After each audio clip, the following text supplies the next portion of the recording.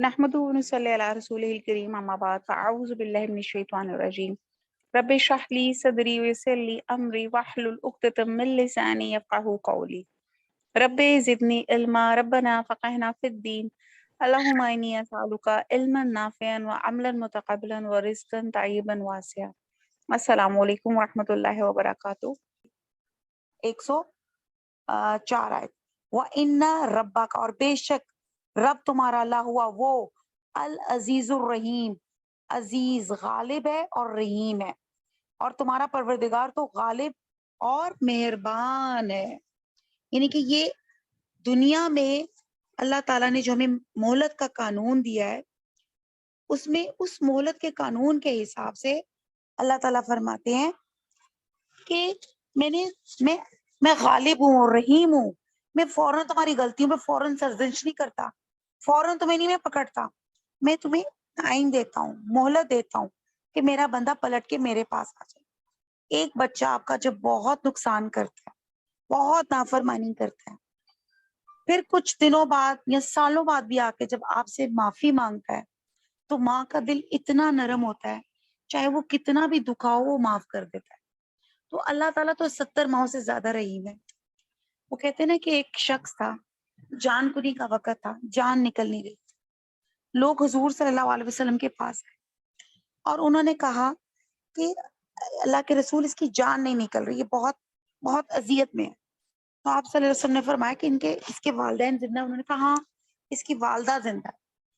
ہم نے کہا جاؤ پوچھو کہ کیا ماجرا ہے۔ تو جب اس کی ماں تک پہنچے تو اس نے یہی کہا کہ مجھے بہت جواب دیتا تھا، میرے ساتھ بدتمیزی کرتا تھا، اور بعض جگہ تو یہ بھی ہے کہ اپنی بیوی کے کہنے پہ آ کے مجھ سے بڑا لڑا کرتا تھا۔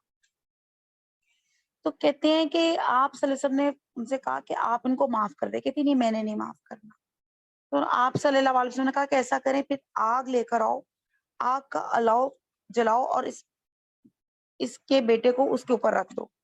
تو جس پہ وہ مامتا تڑپ گئی، اس نے کہا نہیں نہیں، کہتے اگر تم نے معاف نہ کیا تو یہ اس طرح سڑے گا۔ تو پھر اس ماں نے اس کو معاف کر دیا۔ تو آپ سوچیں کہ اللہ تعالیٰ 70 ماہوں سے زیادہ رحیم ہے۔ اگر ہم سے غلطی کوتاہی ہو جاتی، ہم یہ ویٹ نہ کریں کہ 4 غلطیاں اور ہو جائیں یا 5 غلطیاں اور ہو جائیں یا عمر کے آخری حصے میں توبہ کریں گے، فوراً اللہ سے معافی مانگتے رہا کریں۔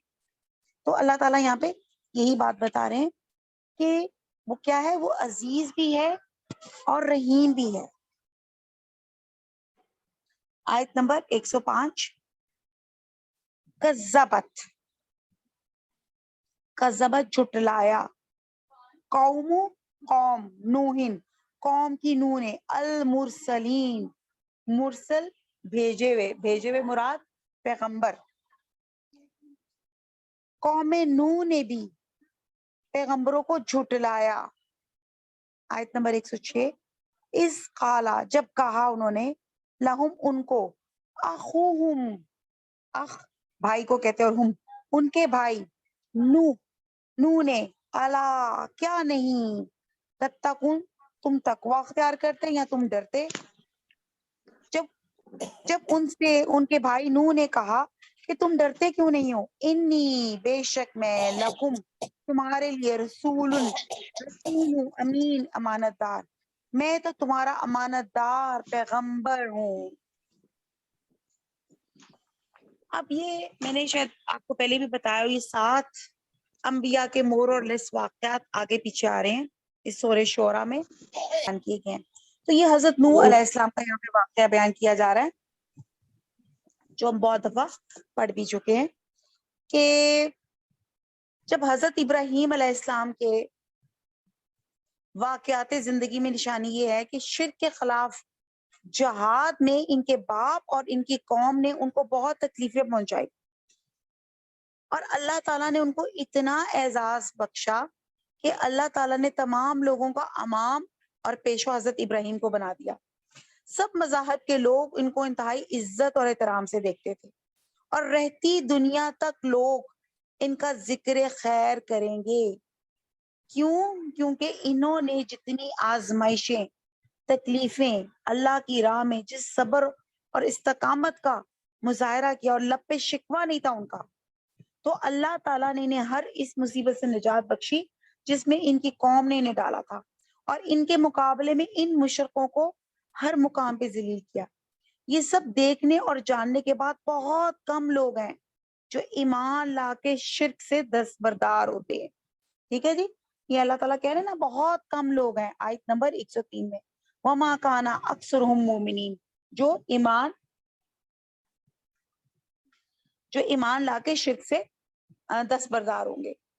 یعنی کہ حضرت ابراہیم علیہ السلام شرک کی ہر قسم سے بیزار تھے۔ اب تیسرا واقعہ شروع ہو رہا ہے۔ قوم نوح کی طرف مبعوث حضرت نوح علیہ السلام تھے، لیکن یہاں جمع کا صیغہ استعمال ہو رہا ہے، جس کی وجہ یہ ہے کہ تمام انبیاء کی بنیادی تعلیم ایک ہی تھی، لہٰذا ایک نبی کو جھٹلانا سب نبیوں کو جھٹلانے کے مترادف۔ اور یہ بھی ممکن ہے کہ اس قوم کے پاس نوح علیہ السلام سے پہلے کچھ نبی بھی آئے ہوں جن کا ذکر قرآن اور حدیث میں موجود نہ ہو، یہ بھی مراد ہو سکتی ہے۔ تو یہاں پہ حضرت نوح علیہ السلام آئے، انہوں نے کہا، یہاں پہ بتایا جا رہا ہے 105 میں، کذبت، کہ قوم نوح نے حضرت نوح علیہ السلام کو بھی جھٹلا دیا۔ قوم نوح نے پیغمبروں کو جھٹلا دیا، مرسلین ہے نا، یعنی کہ وہی بات پتہ چلتی ہے کہ شاہ حضرت نوح علیہ السلام تھے یا شاید ان سے پہلے بھی اور پیغمبر آئے ہوئے تھے۔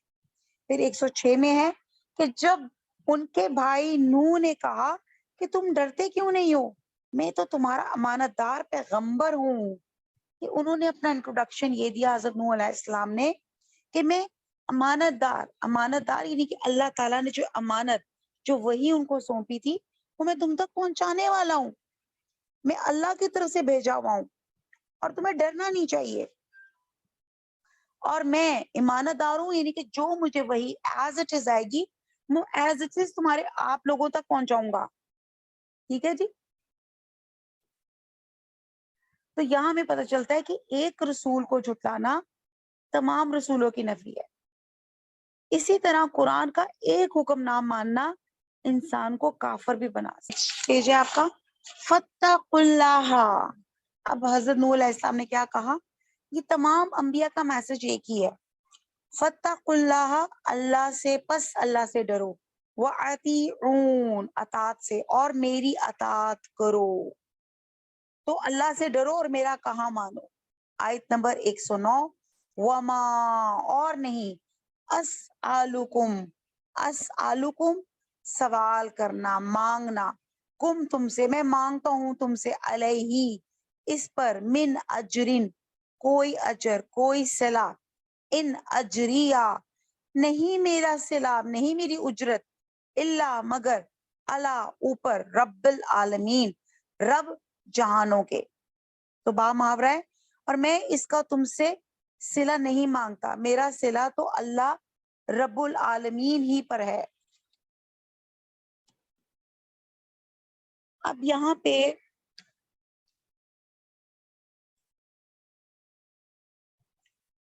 حضرت نوح علیہ السلام فرما رہے ہیں، کہتے ہیں کہ اللہ سے ڈرو اور میرا کہاں مانو۔ کہا کون سا؟ جو اللہ تعالیٰ نے ان کو وحی کی تھی، اللہ تعالیٰ نے جو ان کو احکامات بتائے تھے کہ یہ احکام میرے بندوں تک پہنچا دو۔ تو وہ کہتے ہیں، حضرت نوح علیہ السلام کہہ رہے ہیں کہ یہ میں اللہ کا میسج آپ لوگوں تک پہنچا رہا ہوں، اور اس پہ میں کوئی اجرت نہیں مانگ رہا، میرا صلہ میرے رب العالمین کے پاس، میں اس پہ آپ کی کوئی فیس، کسی طرح کا کوئی چیز نہیں کر رہا۔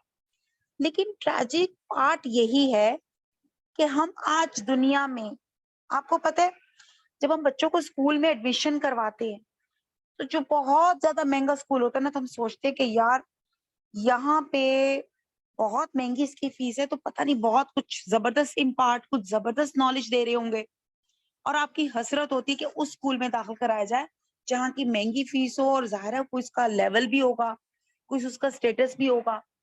اب قرآن مجید الحمدللہ ایک ایسی ہے کہ جو کوئی بھی اس کو سکھاتے ہیں یا اس کے اوپر کرتے ہیں، اس پہ کوئی اجرت کوئی نہیں مانگ رہا ہوتا۔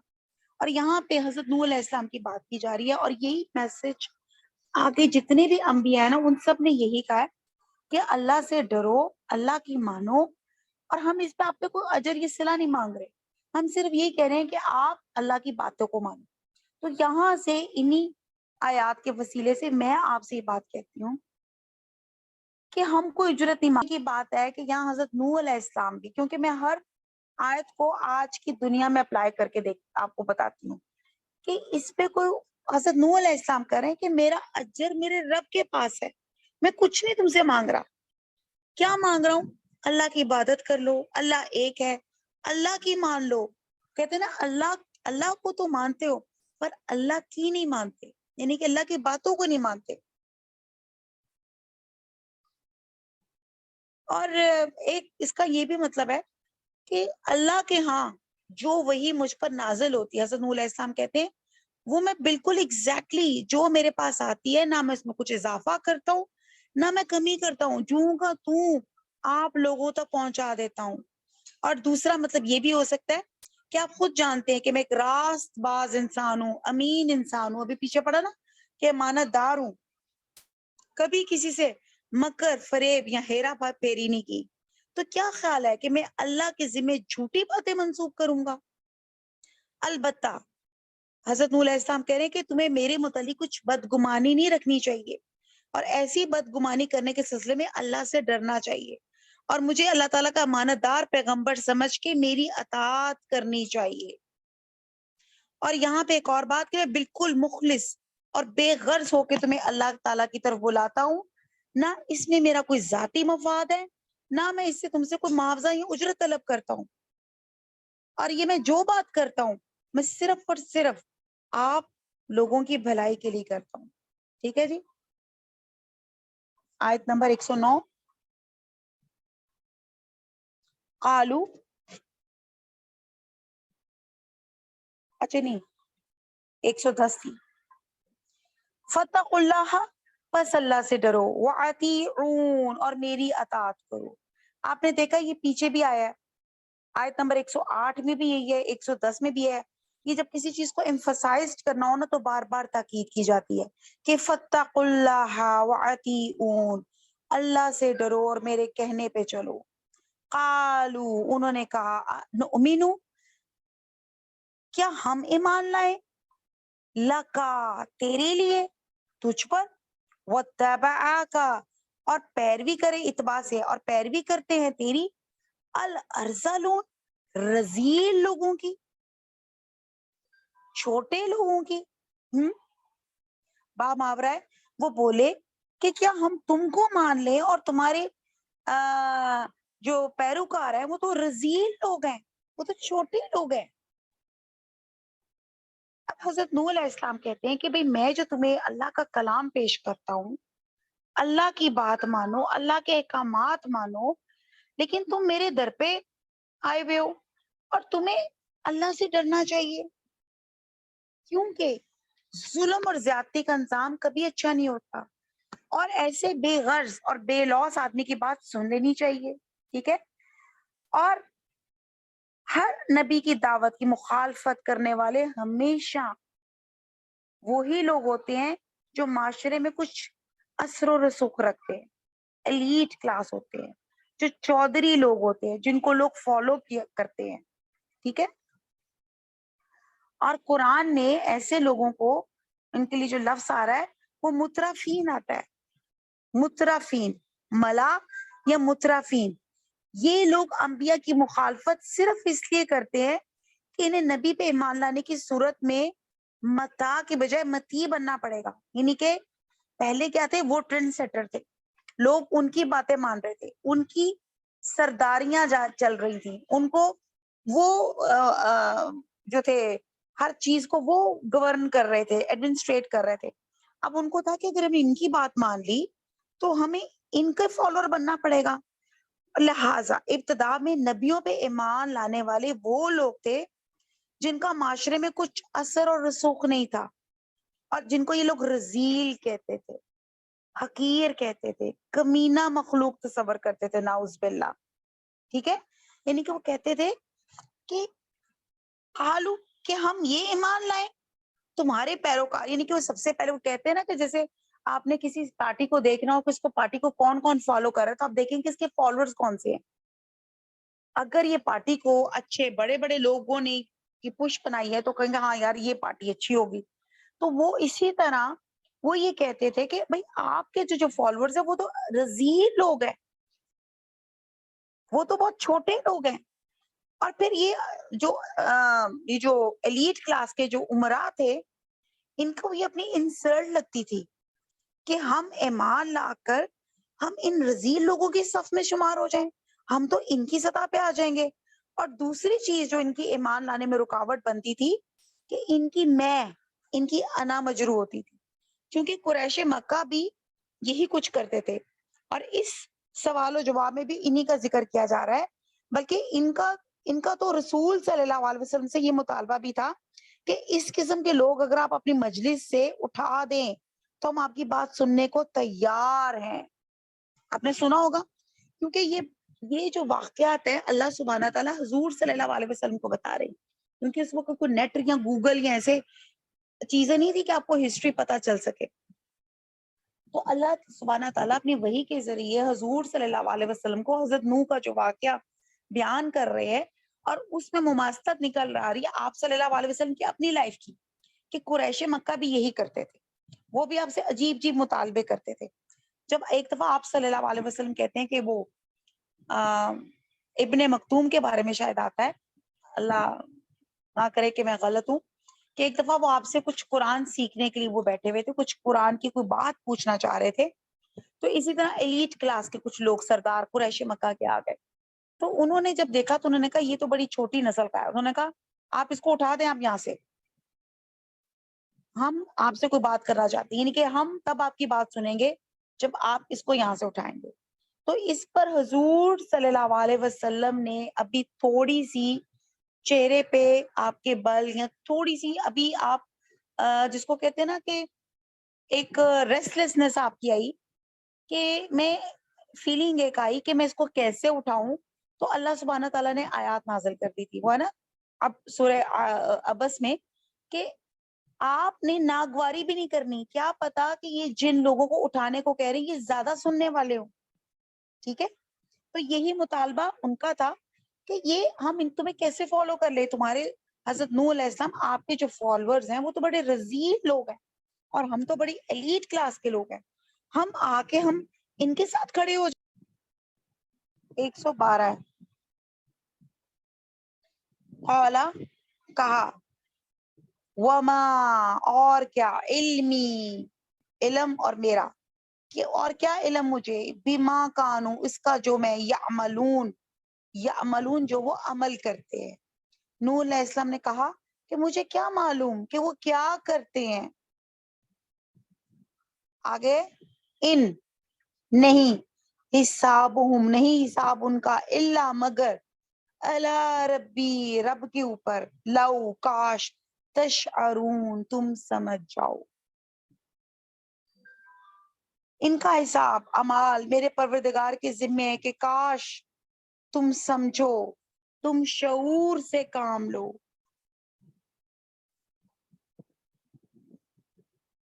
تو یہاں پہ حضرت نوح علیہ السلام کہہ رہے ہیں کہ مجھے کیا معلوم کہ وہ کیا کرتے ہیں,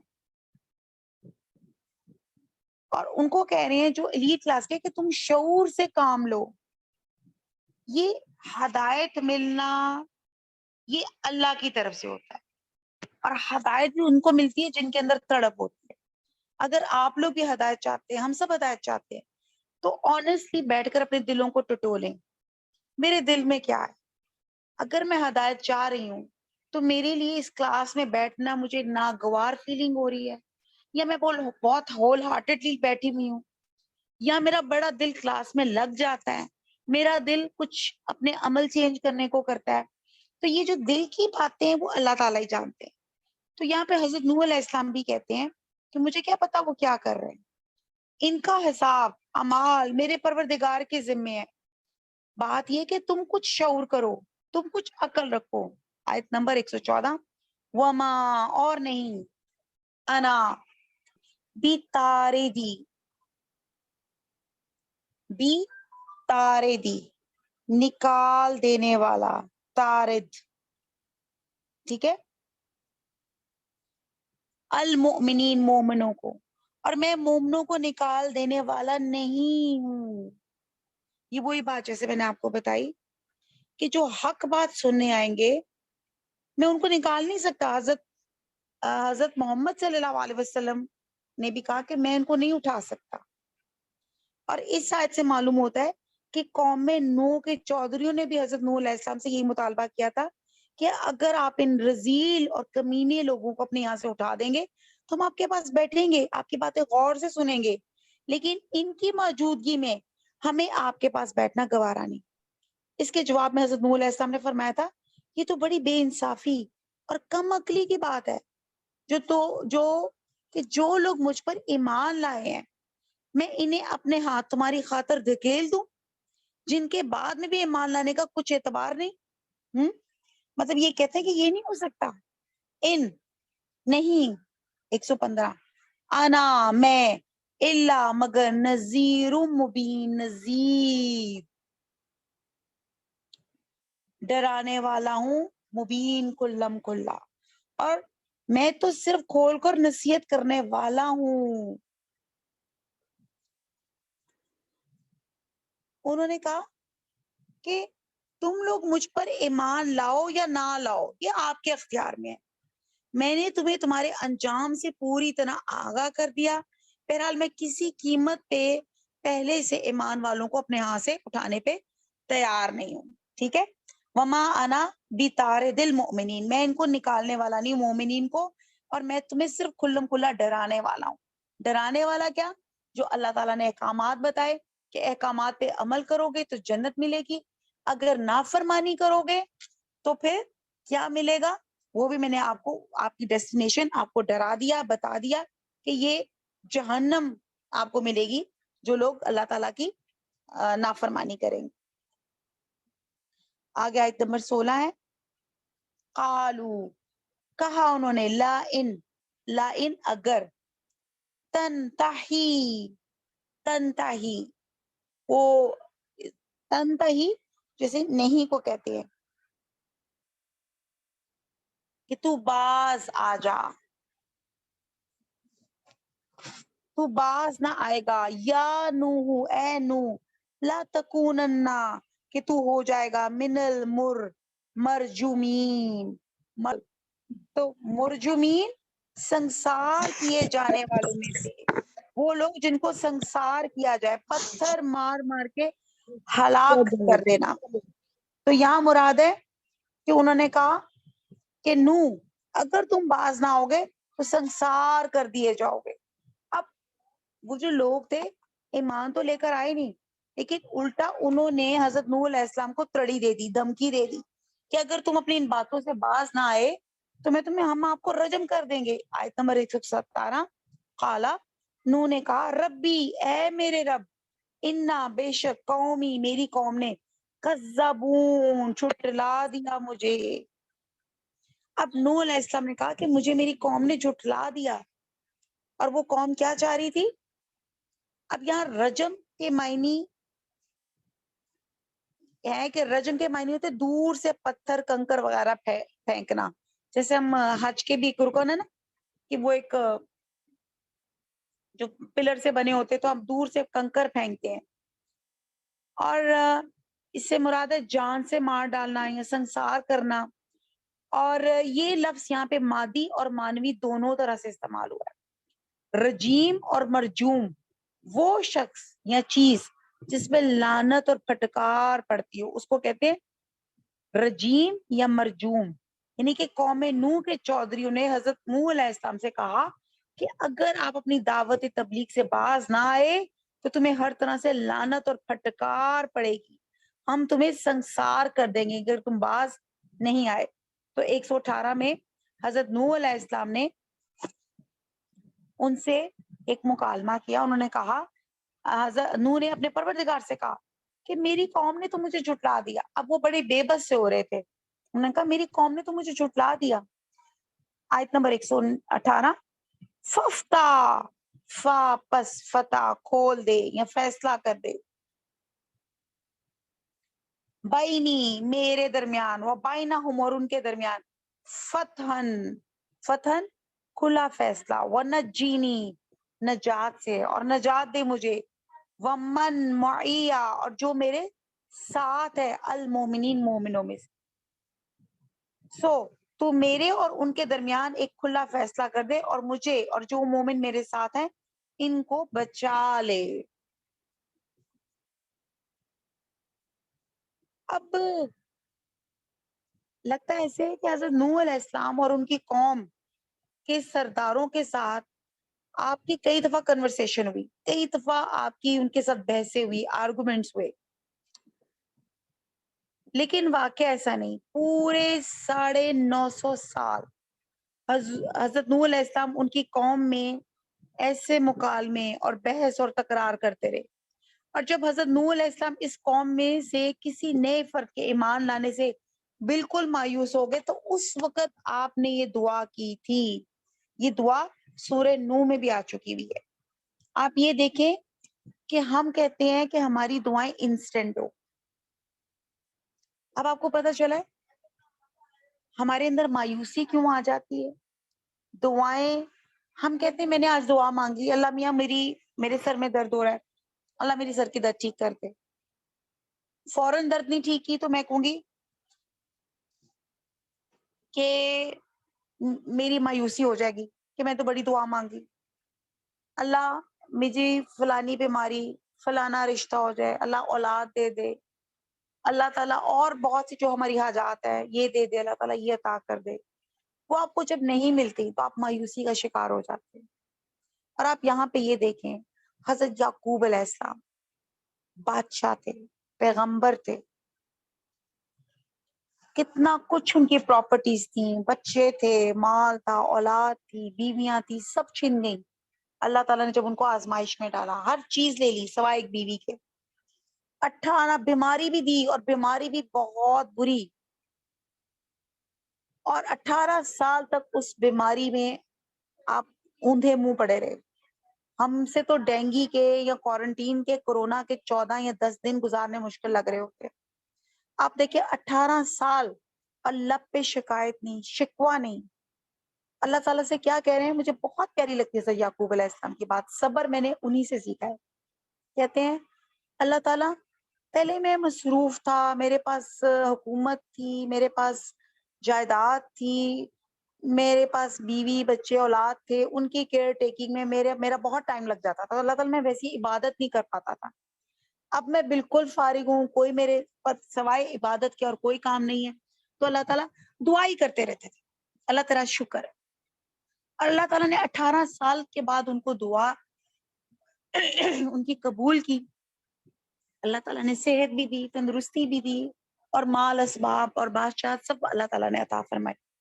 اسی طرح حضرت نوح علیہ السلام کی میں بات کر رہے ہیں یہاں پہ کہ حضرت نوح علیہ السلام نے یہاں پہ جو دعا کی، کیونکہ اکثر لوگ جو کرٹکس ہیں اسلام کے خلاف، وہ کہتے ہیں کہ جی بد دعا، کہتے ہیں جی بد دعا کرنی نہیں چاہیے، اور یہاں پہ انہوں نے کیوں ایسی دعا کی.